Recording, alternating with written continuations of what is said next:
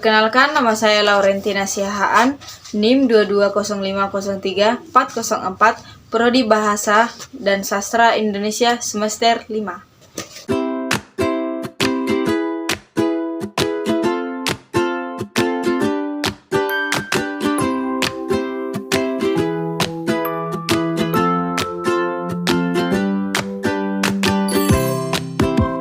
Saya akan membacakan 5 jurnal yang berhubungan dengan analisis bahasa dengan tema bebas, dan kemudian saya akan membandingkan 5 tema tersebut.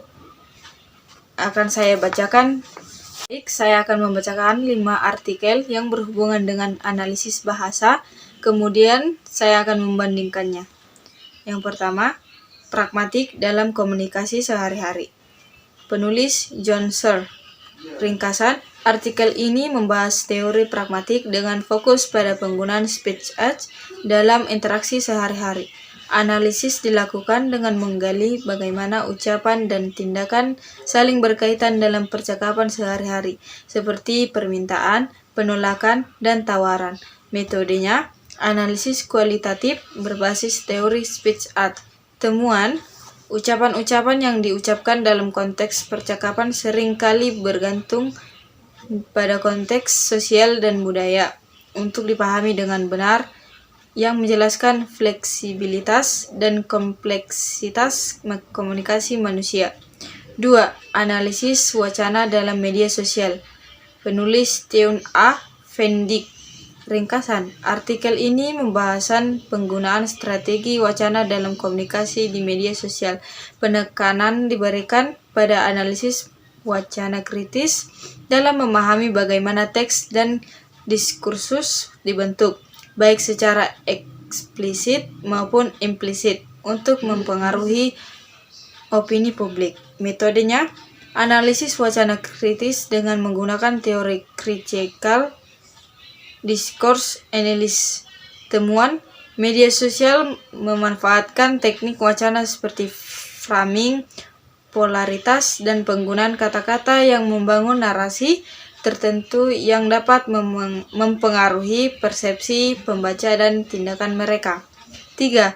Analisis sintaksis dalam bahasa Indonesia. Penulis Suhendi. Ringkasannya, artikel ini mengkaji struktur sintaksis dalam bahasa Indonesia, khususnya pada konstruksi kalimat aktif dan pasif. Fokus utama adalah bagaimana kata-kata diorganisasikan untuk membentuk kalimat yang bermakna sesuai dengan aturan gramatikal bahasa Indonesia. Metodenya, pendekatan deskriptif dengan analisis kalimat dalam bahasa Indonesia berdasarkan teori sintaksis generatif. Temuan, terdapat perbedaan struktural yang signifikan antara kalimat aktif dan pasif, dengan peran kata kerja sebagai elemen penghubung yang menentukan bentuk kalimat. 4. Peran metafora dalam bahasa iklan. Penulis Georgi Lakoff dan Mike Johnson. Ringkasannya, artikel ini membahas bagaimana metafora digunakan dalam bahasa iklan untuk mempengaruhi konsumen. Penggunaan metafora dalam iklan bertujuan untuk menciptakan asosiasi emosional dan kognitif yang mendalam dengan produk. Metodenya, analisis kualitatif terhadap iklan-iklan terkenal menggunakan pendekatan analisis metafora. Temuannya, metafora membantu membingkai produk dalam cara yang lebih menarik dan mempengaruhi cara konsumen memandang suatu barang atau jasa. Iklan sering menggunakan metafora untuk membangun identitas merek yang kuat dan mengunggah perasaan konsumen. Yang terakhir, yang kelima, penggunaan bahasa dalam pendidikan multilingual. Penulis Gersia. Ringkasannya, artikel ini mengkaji bagaimana bahasa digunakan dalam pengaturan pendidikan multilingual, terutama di kelas yang mengakomodasi 2 bahasa atau lebih. Fokusnya adalah pada cara guru dan siswa menggunakan berbagai bahasa dalam pengajarannya. Metodenya, studi kasus di kelas bilingual dengan analisis etnografi dan wawancaranya. Temuannya, penggunaan bahasa yang fleksibel dalam pengaturan pendidikan multilingual dapat meningkatkan pemahaman siswa dan membantu mereka mengakses berbagai materi dalam berbagai bahasa.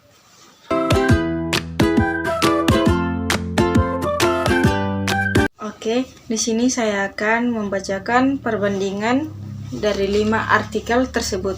Yang pertama, artikel pragmatik dalam komunikasi sehari-hari.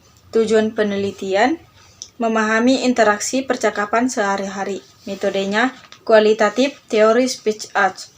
Hasil temuan, konteks sosial dan budaya sangat memengaruhi interpretasinya. Kontribusinya, menambah pemahaman tentang pragmatik dalam kehidupan sehari-hari. Penerapannya, penggunaan teori pragmatik dalam komunikasi profesionalnya. Yang kedua, analisis wacana dalam media sosial. Tujuan penelitiannya, menganalisis strategi wacana online. Metodenya, analisis wacana krisis. Hasil temuan, wacana media sosial pembentuk opini publik. Kontribusinya, memberikan wawasan baru tentang diskursus online. Penerapannya, meningkatkan kesadaran tentang wacana di media sosial. Yang ketiga, analisis sintaksis dalam bahasa Indonesia. Tujuan penelitiannya, meneliti struktur sintaksis bahasa Indonesia. Metodenya, deskriptif analisis sintaksis. Hasil temuannya, perbedaan struktur kalimat aktif dan pasif. Kontribusinya, memperkaya studi sintaksis bahasa Indonesia. Penerapannya dapat diterapkan dalam pengajaran bahasa Indonesia. Yang keempat, peran